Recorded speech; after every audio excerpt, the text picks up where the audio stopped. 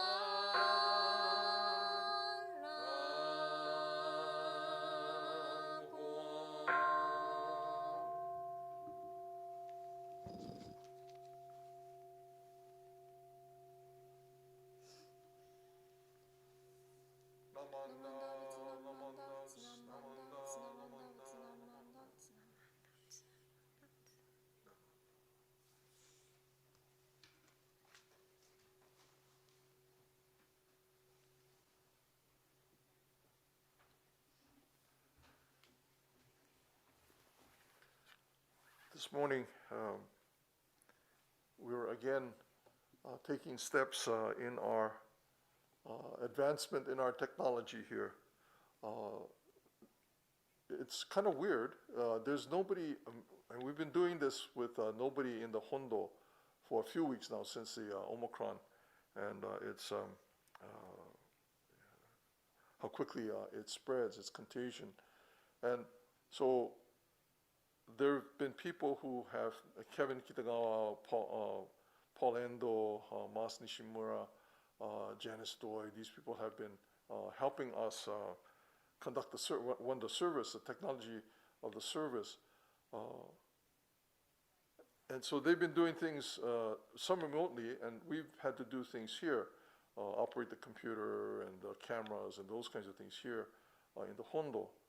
But this morning, for the first time, everything is being taken care of away, remotely. So the operation of the cameras, the Gatha that will be played later on, and bringing in our speaker for this morning. So it's a kind of another step on this kind of ability to conduct services that we'll use in the future, even after we've gone through this pandemic. And even if we are not completely out of the pandemic, we'll be able to utilize this technology and this ability as we move forward. So I want to thank our technology team with Kevin Kitagawa and Paul Endo, Mas Nishimura, Janice Doi, Steve Onishi, everyone who has been helping with this kind of slowly moving and making our ability to deliver these services remotely a very solid platform from which we can do this. And this morning we have as our speaker Dennis Akizuki. Many of you know him. He has been in several generations here at the Bestuin, and he has served as a president of the Bestuin, and he is one of our minister assistants. So Dennis Akizuki. Thank you. Please join me in recitation of the Golden Chain and Nembutsu. I am a link in Amita's golden chain of love that stretches around the world. I must keep my link bright and strong. I will be kind and gentle to every living thing and protect all who are weaker than myself. I will think pure and beautiful thoughts, say pure and beautiful words, and do pure and beautiful deeds. May every link in Amita's golden chain of love become bright and strong, and may we all attain perfect peace. Namo Amida Butsu. Namo Amida Butsu. Namo Amida Butsu. Again, thanks for joining us all for this service. And let's again start off with Kansho and reciting the Nembutsu. Namo Amida Butsu. Namo Amida Butsu. Namo Amida Butsu. So welcome to everyone who has joined us for this service, either if you're watching it live or maybe you're watching it later on YouTube. If you're watching us for the first time or are a relative newcomer, introduce yourself in the chat section, which you will find to the right of this screen. Let us know if you'd like to learn more about Jodo Shinshu Buddhism. And everyone else, let's just say hi there. That's we kind of miss being in person where we say hello to each other. So in the chat section, you can just say hi. At services, we often talk about the what of Buddhism. What is the history of Buddhism? What are the teachings of the Buddha and Shinran? Shinran is the founder of our sect of Buddhism. What's the meaning of religious rituals? Things such as reciting the Nembutsu, which we just did, chanting sutras, which we also just did, and offering incense. Recently, there is a Buddhist Churches of America, and the Buddhist Churches of America is kind of like the umbrella organizations to about 60 temples here in the mainland United States in our sect of Buddhism. And they had an online seminar, and part of that seminar focused on the why. Why do people come to the temple? Why should they come to the temple? This is, of course, an important question to answer if temples like this one are going to continue to thrive into the future. But I think the answers to that question are already here at the Bestuin and other temples like us. Now, if you're like me, someone grew up here, the answer to the question of why did I come to temple when I was young was very simple. My parents required me to come. I'm probably not the only one like that. But there must be more reasons to why people come to the temple. And there are, because here I am many years later, still coming, still participating. For one, there are activities. We have programs for people of all ages. We have a great variety of activities for young people: Dharma School, Cub Scouts, Boy Scouts, Venturing Crew, Girl Scouts, Junior Choir, Junior YBA, Japanese Language School. We have a new young adult Buddhist group. We have a great events like yesterday's delicious takeout spaghetti dinner organized with the Junior YBA.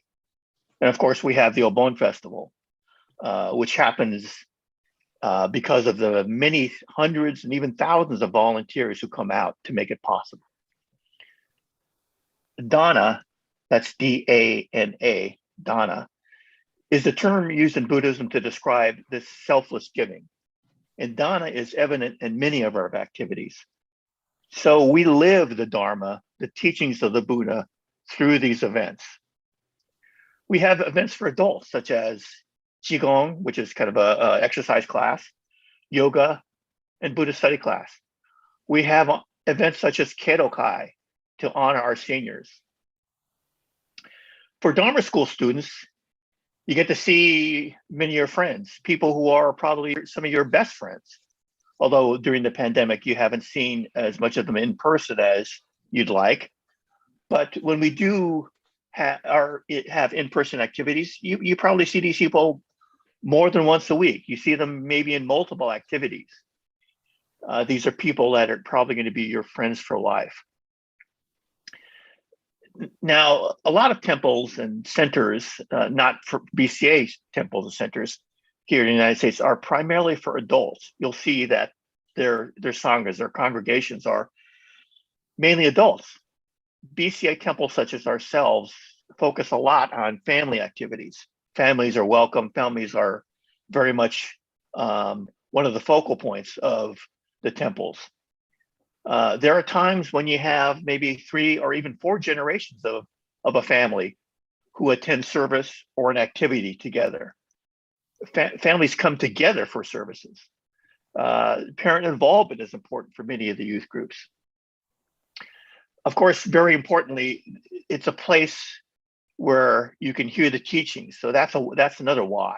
You can hear the teachings of what Shakyamuni Buddha, Shinran, who's the founder of our sect, and many other Buddhist teachers, what they said about life and how to live life. There's another deeper answer to the why question. It's something that is more of a feeling than anything else, a feeling that you get when you come here. Now we've had graduating seniors who give Dharma talks in the springtime over the last several years. They talk about how long they've attended Dharma school, what youth activities they were a part of, maybe how they helped at Obon, what they're going to remember. But there is a common thread that ties most of them together. These graduating seniors will almost always refer to the temple as a second home. That's a pretty cool thing for them to say. Home, of course, is one of the most important things in our lives.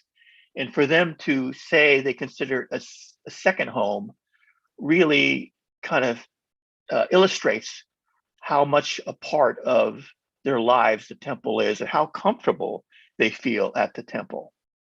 The temple is a safe place for them. It's a place where they feel at ease, a place that is comforting, a place that is comfortable. They have fun here, they learn here, they grow into young adults here. That feeling of home extends to everyone, or it should. We welcome, of course, everyone as they are. We embrace you as you are.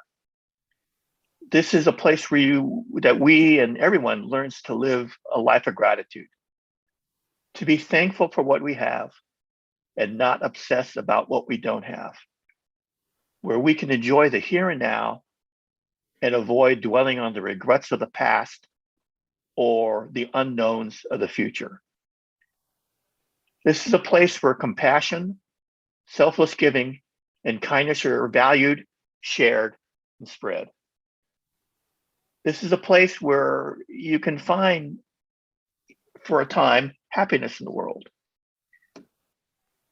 With that in mind, we ought to welcome everyone so they too can learn to live with gratitude, kindness, and compassion. So, this is kind of difficult to do, and I think it's sometimes for me, I'm not. I find it kind of hard to approach strangers and say welcome and how are you doing and who are you. I do it for my job, but that's kind of different. I feel kind of have to do it. But maybe I'm trying to do more of that and feel like I have to do that here at the temple too, or should, don't have to. I think we should look at it that way. I think, we need to be who we want to be. If we want to be a welcoming temple, we really have to live that. So, there are many answers to the question, why should people come here? I went over some of them. I think you can think of on your own about why. Why do you come here? Why should other people come here? I think we have a lot to offer.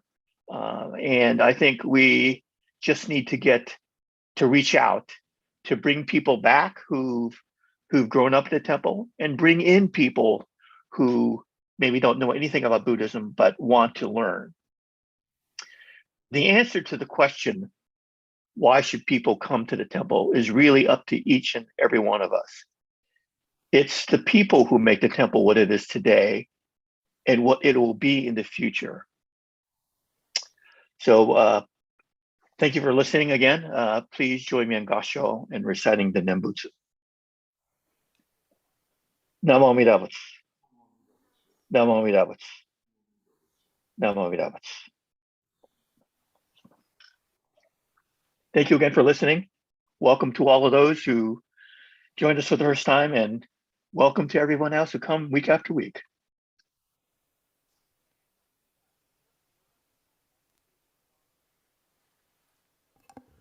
Thank you, Dennis.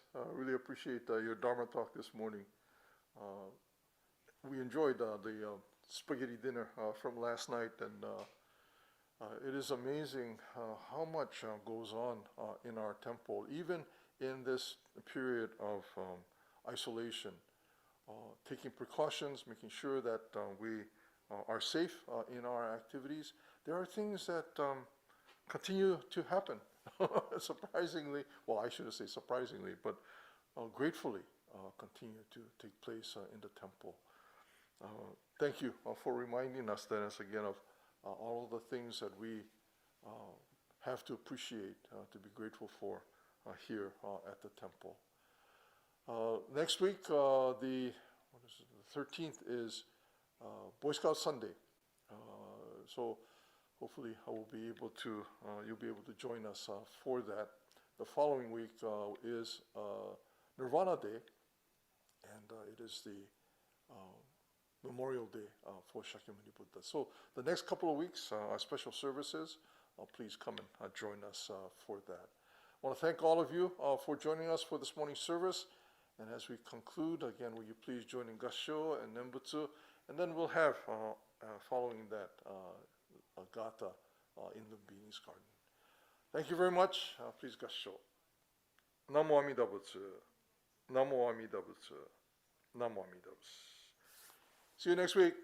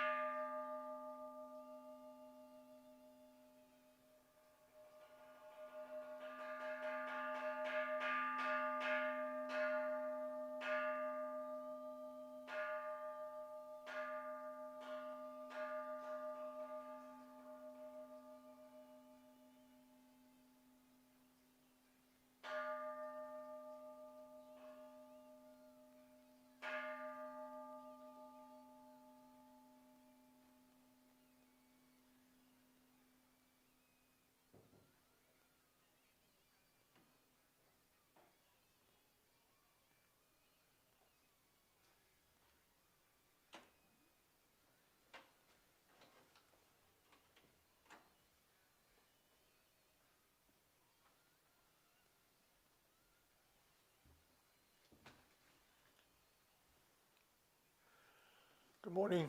Welcome to this morning service. Thank you for joining us, whether it's live or at some time later. Your presence is always welcome and appreciated. We want to remind people, if you have not yet, we're still trying to get more subscribers to our YouTube channel. So if you can, if you haven't yet, be sure to press that subscribe button. Thank you again for joining us. We'll begin this morning's service with Sambujo, followed by the reading of Juseige.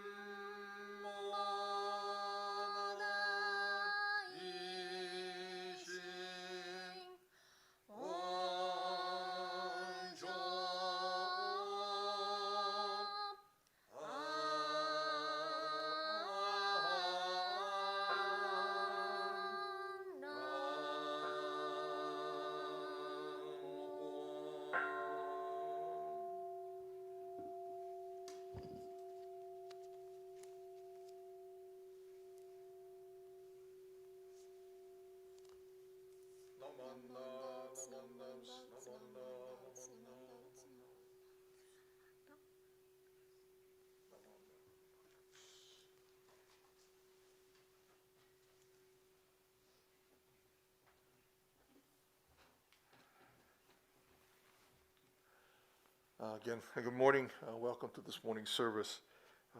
Today we have as our speaker for this morning's service Sumi Tanabe. Sumi has been, of course, a long time active participant of our temple. She has served as a board of directors chairperson. She is a minister assistant. She has served on a national level, on a BCA. She brings all of that experience with her to the temple, and also the temple here informs her how she engages the community. And so we are very fortunate to hear from her this morning. Sumi, onegaishimasu.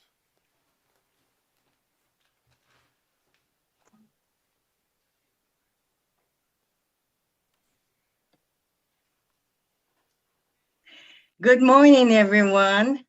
I hope you are doing well and staying safe from the Omicron variant. Please join me in Kansho. From the river of fire, river of water, from Saichi. Wind and air are two, but it is one wind, one air. Amida and I are two, but the compassion of Namo Amida Butsu is one. Namo Amida Butsu, Namo Amida Butsu, Namo Amida Butsu. February is a month where some famous people were born. You know who they are: Abraham Lincoln on February 12th and George Washington February 21st. But do you know who was born on February 5th, 1929? He's not as famous as George Washington or Abraham Lincoln, but he is important to Buddhists and especially to Jodo Shinshu Buddhists. You can see his picture every month in the BCA Wheel of Dharma. In a series of articles that Reverend Ken Tanaka has started.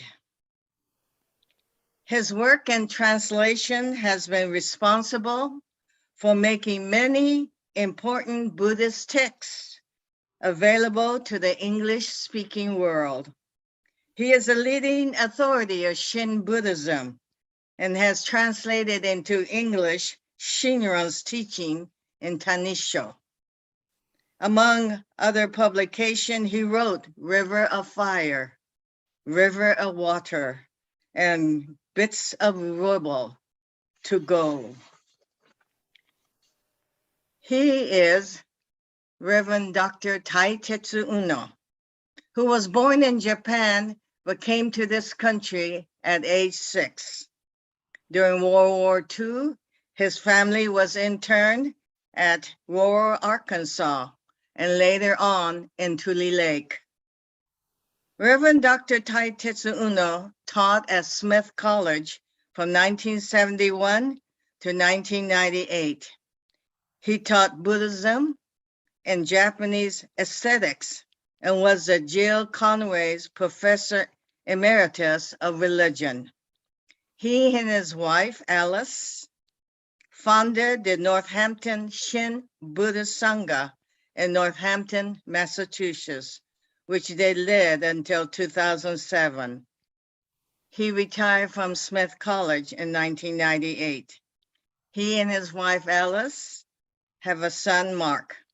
His brother is Tetsuo Uno. Many of you have heard Mark or Reverend Tetsu speak at various conferences and events. Reverend Dr. Tai Uno will come to the Bay Area for lectures.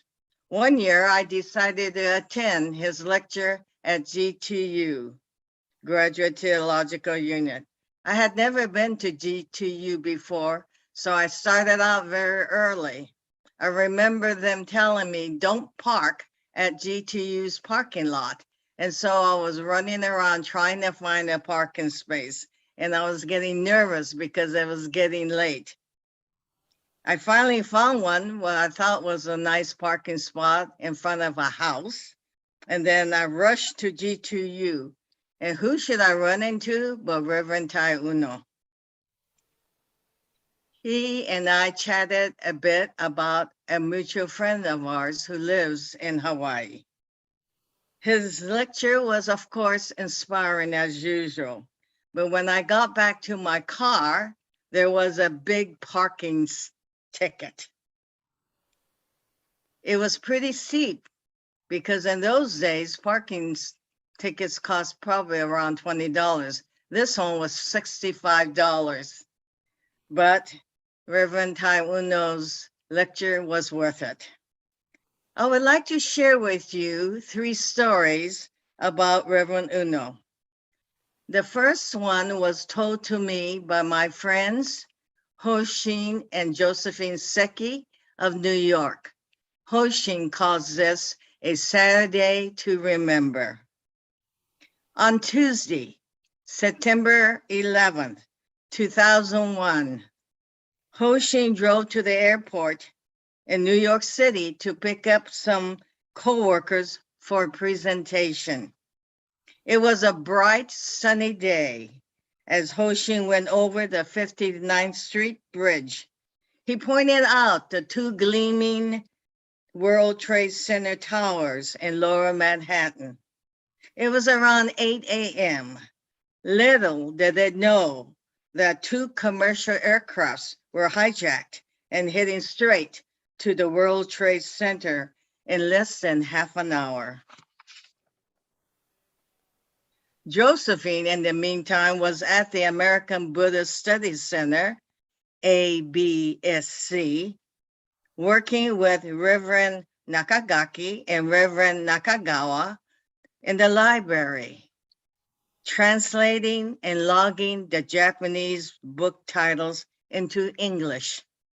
Once they heard and saw what happened, a state of emergency went into effect and New York City went into lockdown. As all of you know, Secretary of Transportation Norm Mineta closed the airports and grounded all departing flights. There were closing of all the primary access around the city and into the city, and all access to the World Trade Center for many blocks around.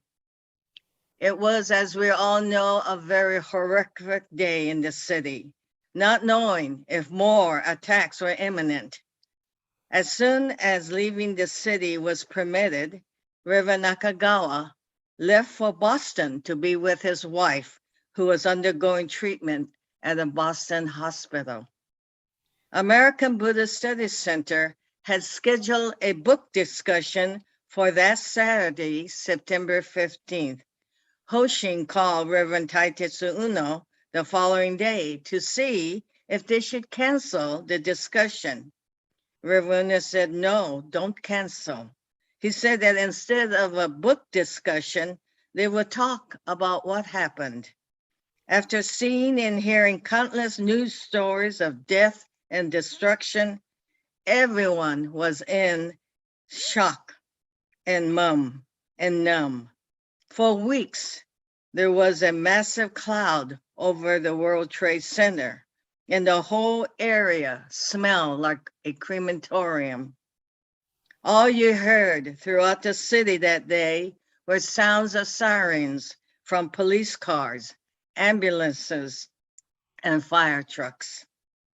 It was a long 5-hour drive from Northampton that Alice to bring Uno Sensei into the city that Saturday. They were unsure how many people would show up. They had about 15 people originally signed up. Well, not only did the registered people attend, but other members of ABSC came, even local people in the community. Reverend Nakagaki joined along with members from Sodaiko Judo School and Tachibana dancers. Everyone in the church building wanted to attend and hear Reverend Uno. There were over 60 people in the library that day, everyone needing clarity of what just happened. Uno Sensei gave a heartwarming Dharma message of impermanence. It was a day of compassion and understanding through the teachings of the Buddha. They will never forget how comforting and meaningful it was for them to have Reverend Tai and Alice there. Reverend Tai encouraged them to talk and express their feelings. The afternoon turned out to be an overflow of emotions as cold reality came over them. Reverend Dr. Taitetsu Uno was an American Buddhist Study Center's board member and spiritual advisor. He was instrumental in guiding and supporting the newly reorganized ABSC. Uno Sensei was also very active with the New York Buddhist Church and worked with Nakagaki Sensei. He came down to the city every month to teach, to give talks, and to be a guest minister at the church. Another story was when I was invited to speak at the American Buddhist Studies Center along with Mark Uno and Reverend Shoyo Taniguchi. I really don't know why I was invited, me, a nobody from San Jose. But they wanted to hear about my community outreach efforts with the homeless and my experiences with Stanford Hospital in the spiritual caregiver program. I was helping with lunch preparation when I looked out the window and saw something white coming down. I thought, what is that? It was snow. It was rare for New York to get snowstorm in October. Reverend Tai Uno and his group of Sangha were then unable to leave Massachusetts. We ended up with 25 brave people who came in spite of the very bad weather. And unfortunately, Reverend Uno and Alice were unable to hear Mark's presentation.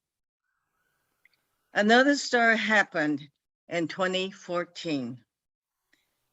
I have been attending Pacific seminars ever since I was an older teenager, when they were being held in a beautiful place, Pacific Grove. This time, the Pacific seminar was going to be held in Berkeley. I had heard from friends back east that Reverend Uno was not feeling well.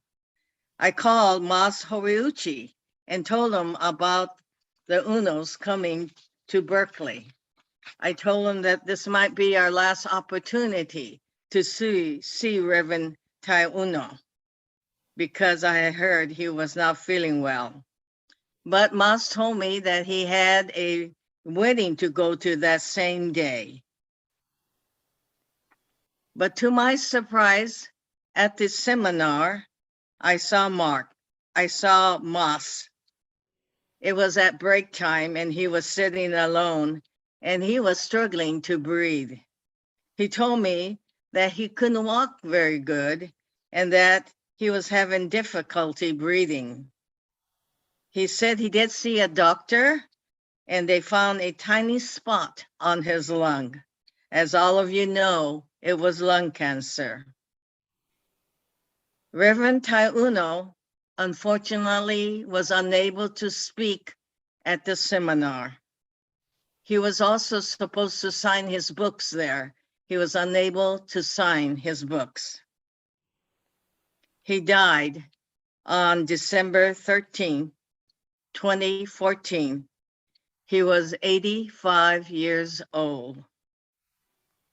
His son Mark said at the time, Reverend Dr. Taitetsu Uno completed his journey on Saturday, December 13th, 2014. To the very end, He was fully aware and at peace, saying thank you for everything. Namo Amidabusu. And when he could no longer talk, he simply put his hands together in Gassho. The world Buddhist community lost a giant and a spiritual leader. Please join me in Gassho. Again, from the river of fire, river of water. Happiness, unhappiness, joy, and even sorrow. For you, they are just right. When you receive your life, they are just right. Then a deep and profound trust begins to open up. Sono mama, sono mama. Namo Amidabus, Namo Amidabus, Namo Amidabus. Thank you very much for listening. Thank you, Sumi. Really appreciate your stories of Tai Unno. Truly a remarkable individual, someone who has contributed so much to our appreciation of the Nembutsu, and his contributions touched so many people. I knew him when he was a visiting professor at the University of Hawaii, and also on his visits to Hawaii, he would also bring with him from Japan, or meet him in Hawaii, Professor Yoshifumi Ueda, who was another one of these extraordinary scholars, teachers, spiritual leaders, whose lives were more than just the explanation of the Dharma, but also an example of how important Jodo Shinshu was in their lives. Again, thank you, Sumi, for sharing with us this morning these stories of Tai Unno. And thank you, everyone, for joining us this morning. Please stay well. We encourage everybody certainly to get vaccinated, get your booster. It doesn't prevent you from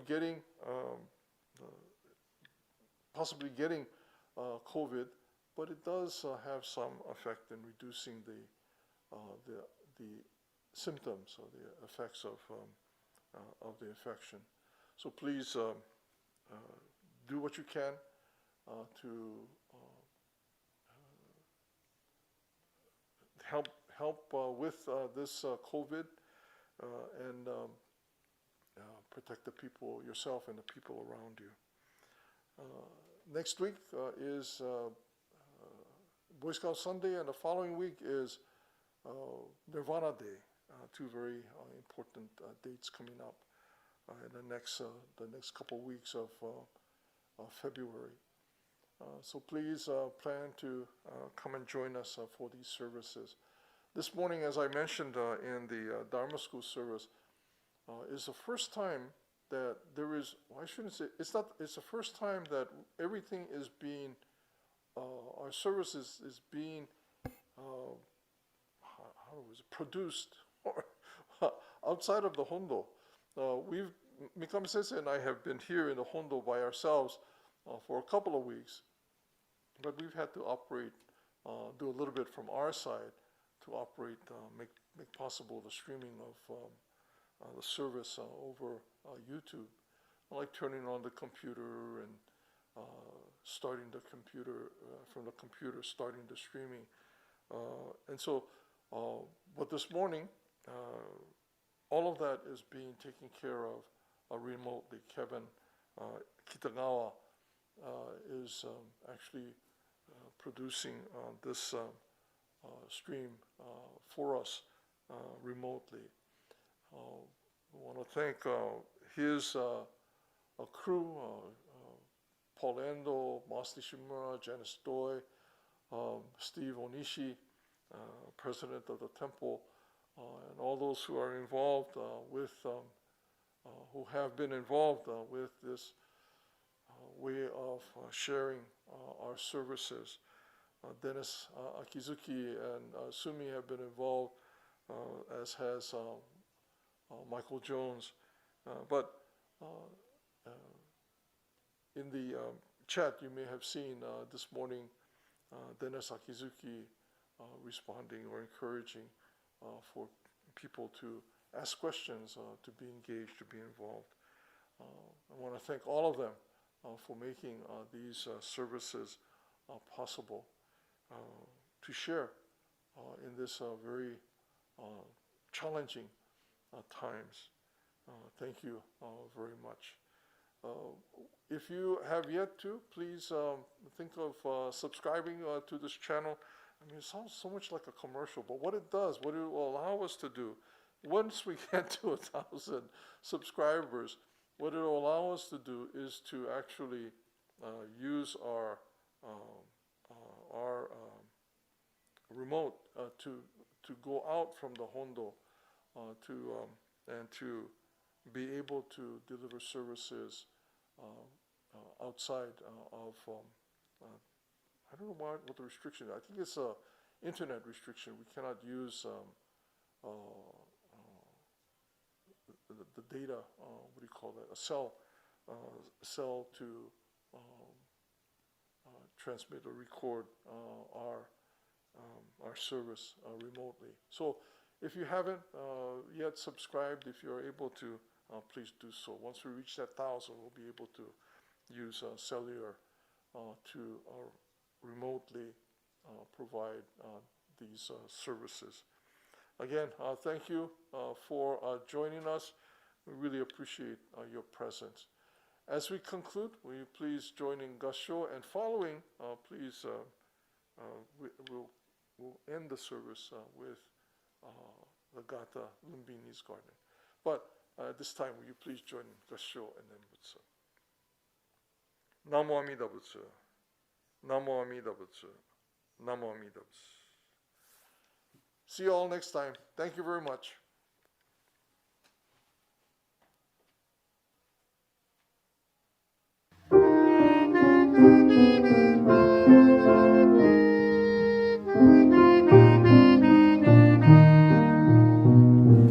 Softly blew the breezes on the glorious morn. In Lumbini's garden, where the Lord was born, from the earth sprang flowers, virgin warblers sang, while through earth and heaven strains of music rang. Gods and men